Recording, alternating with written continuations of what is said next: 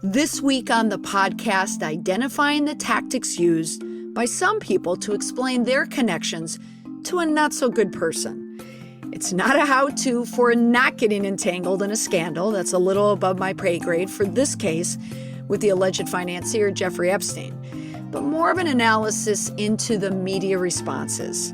We're going to identify and then break down what people said to get an understanding of what type of response works if you ever find yourself or someone you work with who is knee-deep into something not so good and when everything is cattywampus. This is an episode on what to say when your back is up against the wall, what works and what hurts.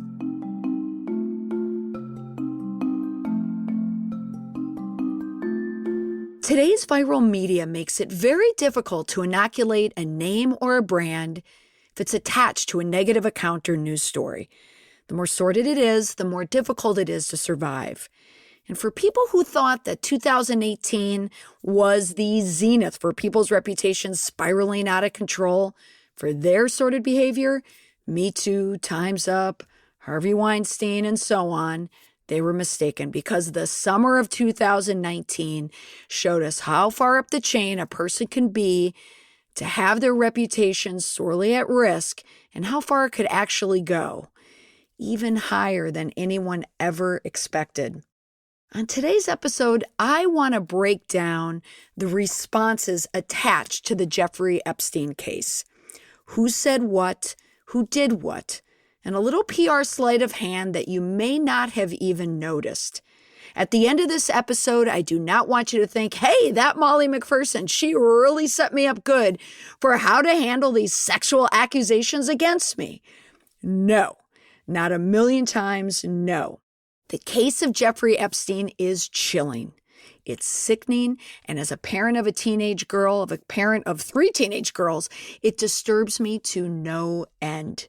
But I am paying attention because in my world of messaging and response, of course, I want to know who the names are attached to this case. But of more value to me is what they are going to say. Because the first response is the only one that matters because that's the one that everyone remembers, and that's the one where people are going to check its veracity. If it's a lie, people or the press or a mix of both will uncover the truth. I like to see how the good, honest people win and the not so honest get what's coming to them. Now, last week on July 17th, to be specific, I was groggily scrolling through Twitter in the morning as my first news hit of the day. Now, as a side note, I typically go to a newspaper, but in this case, I wanted to check out the news feed on Twitter because it was a big news day the day before. Last week, if you remember, it was all about the squad versus President Trump. This new it gang of 4 progressive congresswomen are taking on Trump and his ideology. It's Representatives Presley from Massachusetts, Ocasio-Cortez of New York, Ilhan Omar of Minnesota, and Rashida Tlaib of Michigan. They all joined forces to vocally and socially stand up to racial intolerance. Now, before they went full force on Trump, they did make a pit stop within their own party, and that's where Alexandria Ocasio-Cortez had Speaker of the House Nancy Pelosi in her sights. And those two went toe-to-toe on an issue because Pelosi told reporters, in the traditional way of speaking to reporters in a room, a closed-door session, that she was urging the more liberal Democrats, like the squad of 4, to address their grievances privately rather than blasting their colleagues on Twitter. It was a very baby boomer response.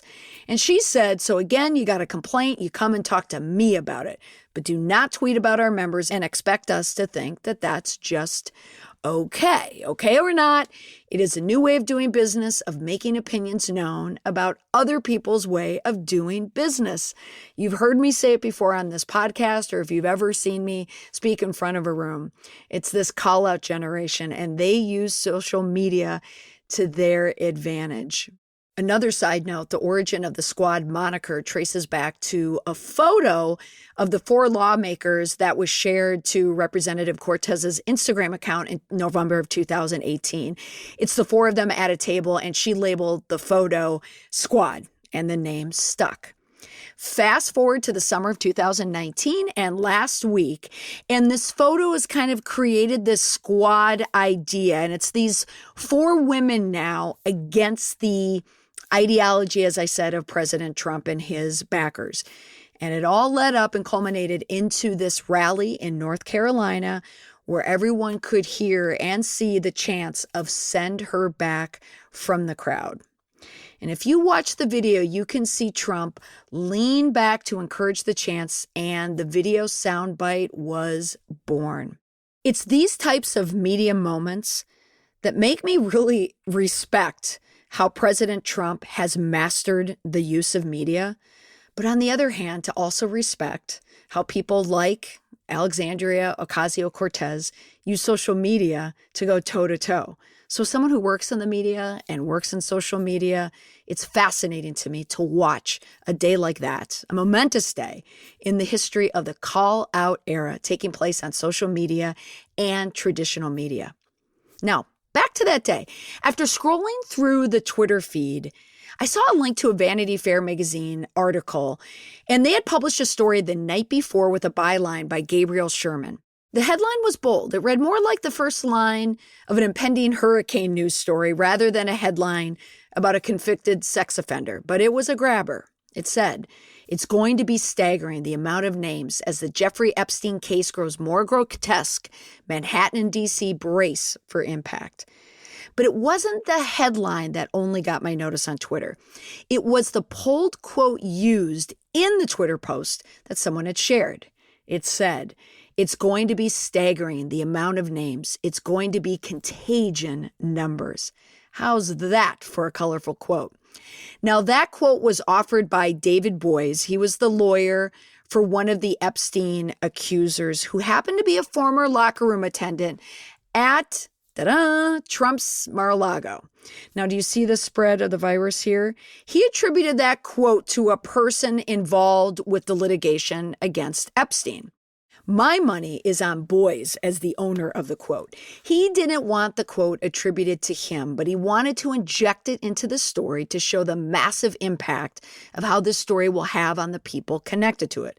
Because after all, he's the attorney representing one of the victims in the case. Now, the Hurricane Jeffrey Epstein story was coming ashore rapidly with this huge tumultuous media splash with the criminal case following close behind. So to catch you up on the story of Jeffrey Epstein, if you don't know, is that at the time of this recording, he's a few weeks out from being charged that he was sexually abusing and trafficking dozens of underage girls in the early 2000s. There was a federal indictment that charged him and his employees with paying dozens of underage girls to engage in sex acts with him at homes located in Manhattan and Palm Beach, Florida, but also using some of these victims to recruit additional girls for him to abuse. Ugh, I hate this story. Now, this is the point in the story where the names start to connect. The men who are ensnared in the Epstein story and where the contagion becomes infectious. A week earlier on Friday, July 12th, the owner of Mar-a-Lago, again, President Donald Trump, announced that his labor secretary, Alex Acosta, had resigned after all of the increased scrutiny over his role as the U.S. attorney in Miami when he secretly negotiated a rather lenient plea deal for Epstein to only serve 13 months in jail with daytime release. Like, in other words, he could leave jail during the day. And he also avoided a federal trial for state prostitution charges over his involvement with these underage girls. So at the time of the sentencing, even the Miami Herald described the plea deal as a deal of a lifetime. So here's where we can start to chart the response from people, and they're mostly men, who found themselves ensnared by the Epstein story. First, in Secretary Acosta's resignation letter to President Trump, he stated that the president's agenda must avoid any distractions. So the tactic there, he was going to dilute rather than defend. And the context, this is nothing more than a distraction. Next, a newly surfaced video emerges online of President Donald Trump, though he wasn't president at the time, with Jeffrey Epstein at a Mar-a-Lago party where it was reported that the video was found in the NBC archives. So, someone went to the computer and said, could someone please enter the name Jeffrey Epstein into our video file to see if we have any video of him? And boop, this arrived. So the video doesn't show any wrongdoing by Trump, but he is seen standing next to Epstein and having a very animated conversation. They're pointing, and even though we don't know who they're pointing to or what they're pointing to, it could be girls. And then he's seen dancing with his arms around the waists of women. And in fairness, they all look of age in the video, but the optics are not good. One for Trump's proximity to Epstein, nor for his dance skills for that matter. It's just a bad video. With Epstein in jail awaiting word now if he would receive bail at the time this video came out, Trump had to distance himself quickly. So then in an Oval Office press conference, President Trump was asked about his relationship with Epstein. His response was not unexpected. Well, I knew him like everybody in Palm Beach knew him. I mean, people in Palm Beach knew him. He was a fixture in Palm Beach. I had a falling out with him a long time ago. I don't think I've spoken to him for 15 years. I wasn't a fan. President Trump's tactic? Distance rather than defend. And the context? Hey, I'm like anyone else who knew him in Palm Springs. I'm one of many people who socialized with him. But in my case, I have not spoken to him in 15 years. And for good measure, I was not a fan. This response does deviate from an interview that he gave to New York Magazine in 2002, where he called Epstein a terrific guy and a lot of fun to be with. And he also noted that Epstein liked women on the younger side. Ouch. As the questions about Epstein's connections and crimes and money and victims increase, the testimony in his case is providing a look into how this case will play out. And a pressing question, who are the other people who are at risk and risk exposure by being linked to Epstein? Now, back to the Vanity Fair article. They mentioned LinkedIn co-founder Reid Hoffman. He was mentioned as a person who hosted a party for an MIT neuroscientist, Ed Boyden. So two names that are quickly added into the mix and then they're dropped. At this dinner, it was reported that Elon Musk introduced Epstein to Mark Zuckerberg.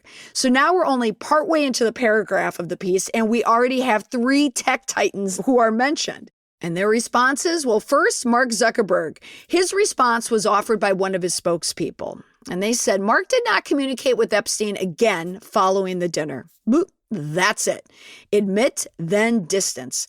In that context, I met him once at a party and I never saw him again, which means I never attended a following party with Epstein. Don't ensnare me in this mess. Next, Elon Musk. In an email response to the Vanity Fair story, he responded, I don't recall introducing Epstein to anyone as I don't know the guy well enough to do so. Epstein is obviously a creep and Zuckerberg is not a friend of mine. Touche. Several years ago, I was at his house in Manhattan for about 30 minutes in the middle of the afternoon with Tallulah. And it says there, this is Tallulah Riley, who was injected, as she was curious about meeting this strange person for a novel she was writing. We did not see anything inappropriate at all, apart from weird art. He tried repeatedly to get me to visit his island. I declined. What's Musk's tactic? Dis rather than defend, and he uses lots of details. So the context, Epstein is creepy, he's strange, and he owns weird art.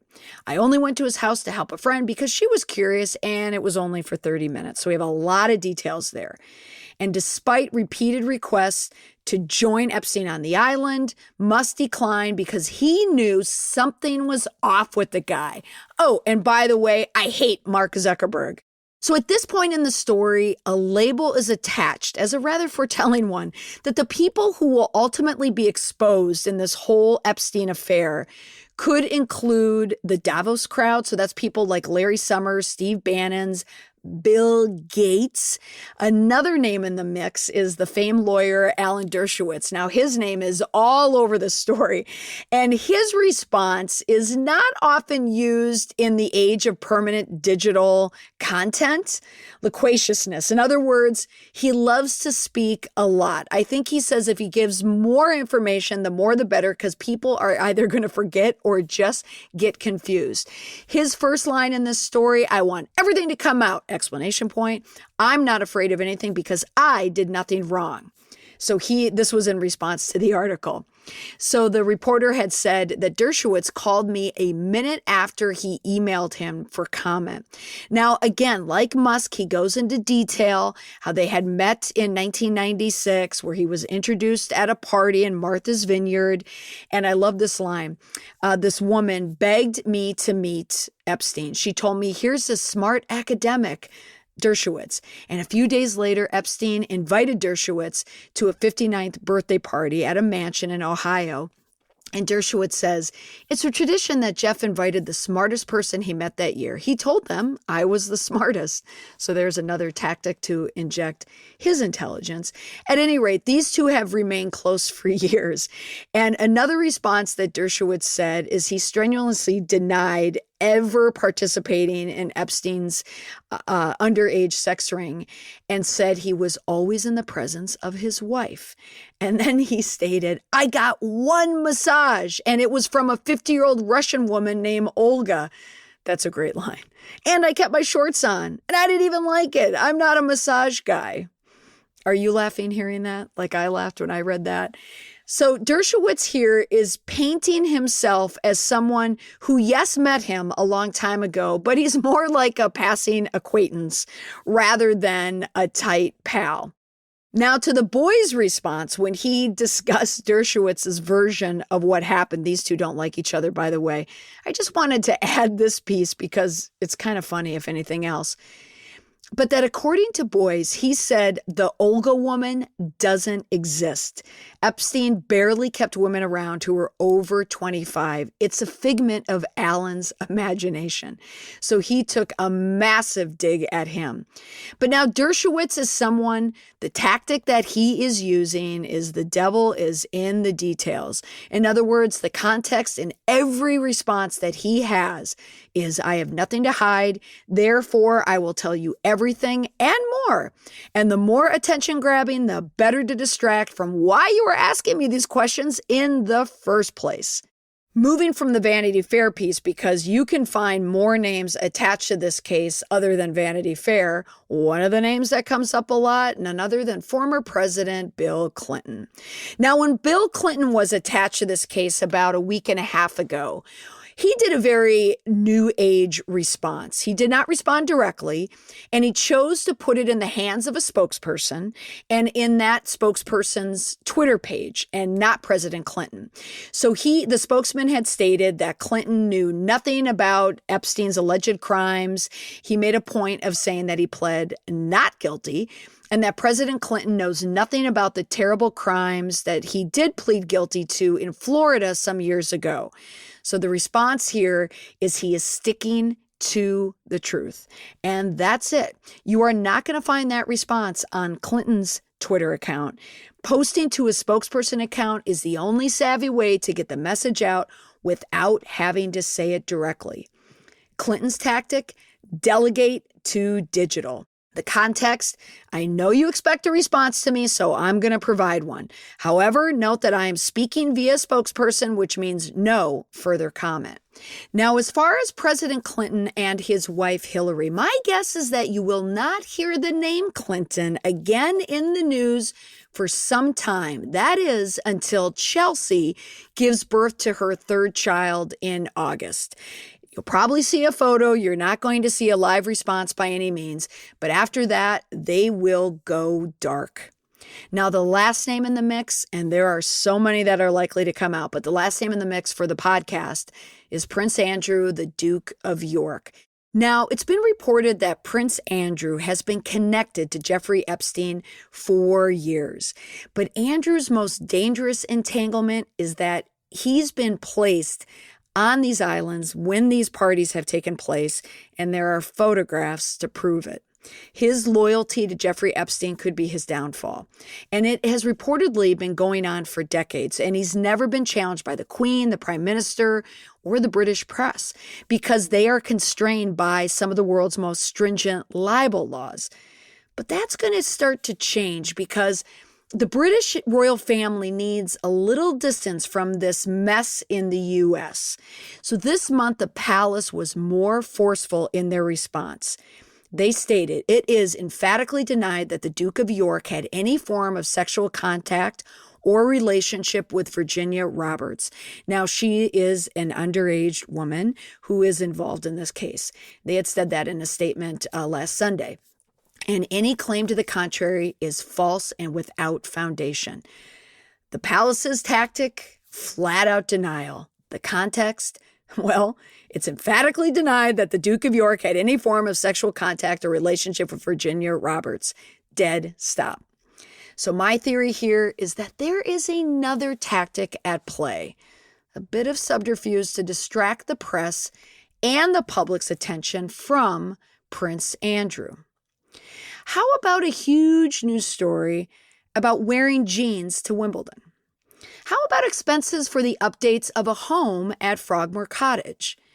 How about a story about the difficult Duchess who refuses to name the godparents to her son, the seventh in line to the throne? So I think that we may see an uptick in negative Meghan Markle stories, the Duchess of Sussex, that aren't started officially by the palace, but are there nonetheless. It makes for a perfect distraction for the Duke of York's entanglement with Epstein. Which brings me back to the beginning and to the first person who I mentioned entangled in the whole Epstein saga, Donald Trump. Now, I've mentioned in the past on the podcast, in many of my talks and in person and in interviews, that Donald Trump is a master in the art of media relations and in the art of television. President Donald Trump knows how to communicate. He really is the great communicator of the modern age. Earlier in the podcast, you heard the response from President Trump when he was asked about his connection to Jeffrey Epstein. And then if you noticed last week, the story was no longer about Donald Trump's connection to Jeffrey Epstein. It was about his connection to the squad. Because now Trump was pitting himself against these four representatives to create a show. And oh, what a show it was. Because without a doubt, if you look at all the news stories of last week and into this week, the story was not about Donald Trump and Jeffrey Epstein anymore. It was about Donald Trump, the squad, race relations, and it culminated at a rally in East Carolina University that made a lot of news. And it happened to make that other story go away, to focus on the other names attached to the story. A distraction, perhaps. What better way to divert attention than to create a news story, and better yet, a viral one, and even better yet, with optics. You have sound, you have chants, you have red hats, you have things that will make people take notice and create that fissure between your base and, well, everybody else. This tactic, a distraction. Omar has a history of launching vicious anti-Semitic screeds.